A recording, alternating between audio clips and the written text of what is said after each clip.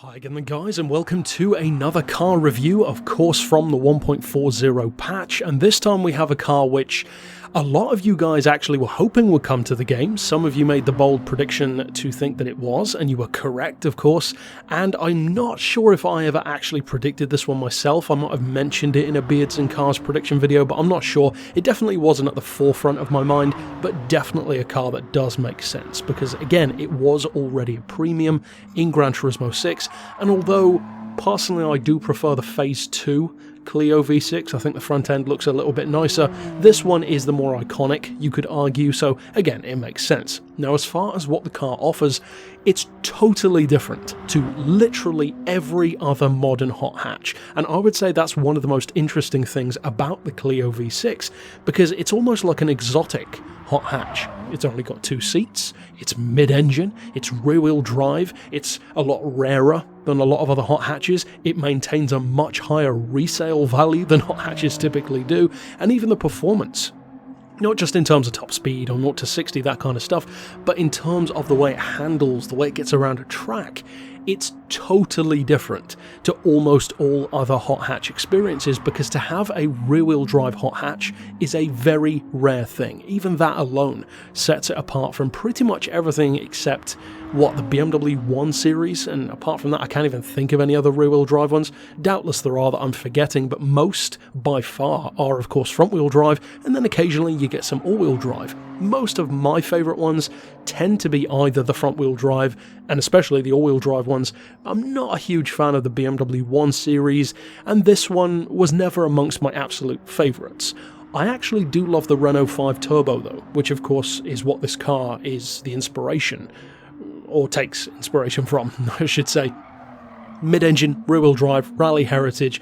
This one doesn't quite have the rally pedigree that that vehicle had, but certainly is a nice little homage to it. And again, I mentioned this in the overarching review, but it's a car that shocks me every time I think about it that it actually got made, because Volkswagen, for instance, kind of did something like this with the W12 Golf concept that had a mid-engine. I think that was actually all-wheel drive, and of course that was a far more exotic vehicle with a lot more power, like 650 horsepower I think, but the principle was very similar. This wide-body kitted, engine-swapped, mid-engine hot hatch variant, which was far more exotic and far more specialised. Except they didn't make it, they didn't produce it. Renault did. You can buy a Clio V6, and I think that's kind of nuts. It would almost be like if they made some kind of watered down version of the Espace F1, like an Espace with a wide body and a V6 engine or something, which would have been pretty cool, I think. Now as far as this car's specs go, you're looking at a 2.9 litre engine, of course V6, it kind of implies that by the name. In terms of power, it's not quite as high as you might think. It's actually not that much more powerful than the Ford Focus ST, the bright orange one of that generation. This has 229 horsepower compared to 225 in the Ford, but this one also has 221 pound-feet of torque. And once again, one of the things that sets this apart is that not only does it have good power and good torque, it's naturally aspirated, and that is very nice. No turbos, no superchargers. Of course the Mini Cooper is supercharged, a number of them are turbocharged.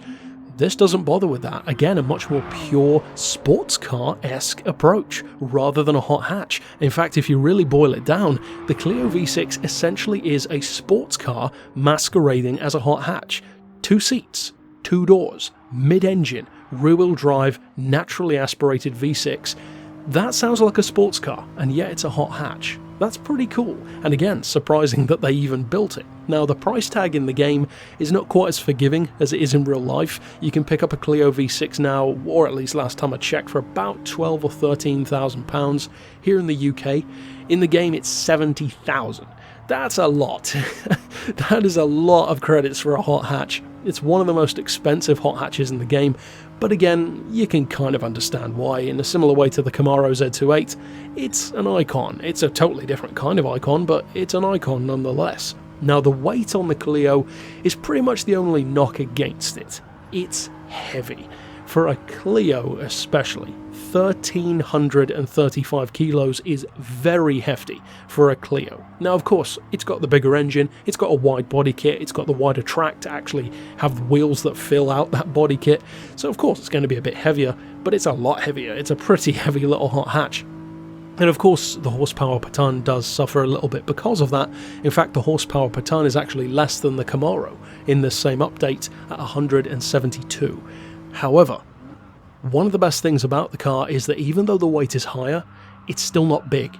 This is not a large vehicle, and the fact that they made it wider actually solves a potential issue that could have happened if they'd have just slapped this engine into, for instance, a Clio 182.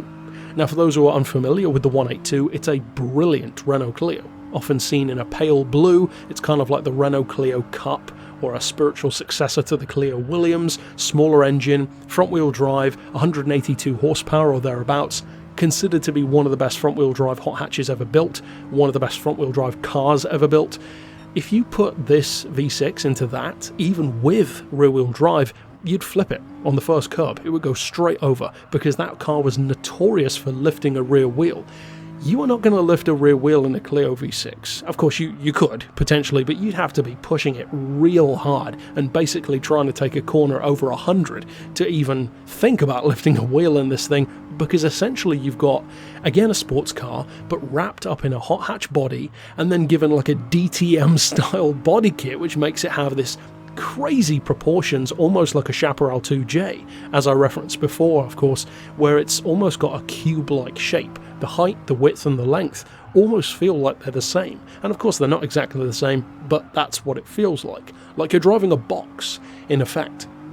But the centre of gravity feels very low. It's not like the engine is sticking way up in the back of the car. It's on par with the seats even, and you can see that by looking behind in the cockpit. And the only qualm really that a lot of people tend to have is the handling.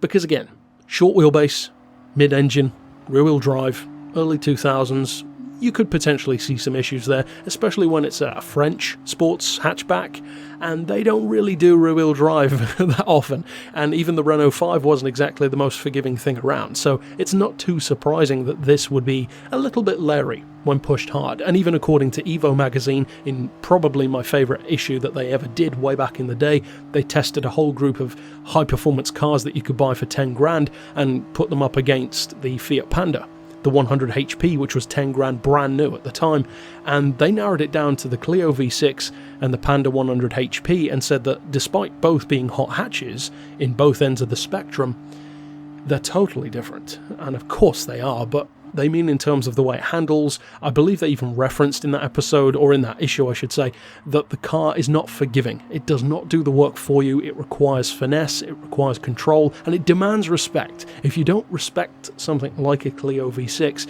then it can bite back. Don't think of it as a hot hatch, think of it as like a TVR squashed up into a boxy body, because that's exactly what the car is. It's slippery, it's more twitchy, and it's heavier. It's like a dense little pit bull of a car, which, you know, I love pit bulls, but you got to treat the car right, just like you have to treat a pit bull right. Now, across the board, it's a very good choice of hot hatch. As you saw, if you checked out my N200 tune for it, it's got a ton of potential, and I know from many of you guys writing in comments as well that you're actually taking on stuff like NSXs and even some Porsches up around N300 and N400 with this thing. So it speaks for itself. It's a brilliant hot hatch, and although I probably wouldn't have put it as one of my must-have cars for GT Sport, I'm glad that they added it, because not only is it iconic, is it a fan favourite, is it a very unique approach at a hot hatch, which of course I can appreciate, but it's good. It's a useful car, and that just adds to the appeal. So overall, if you haven't checked it out yet, you need to. And for now, as always, thanks for watching.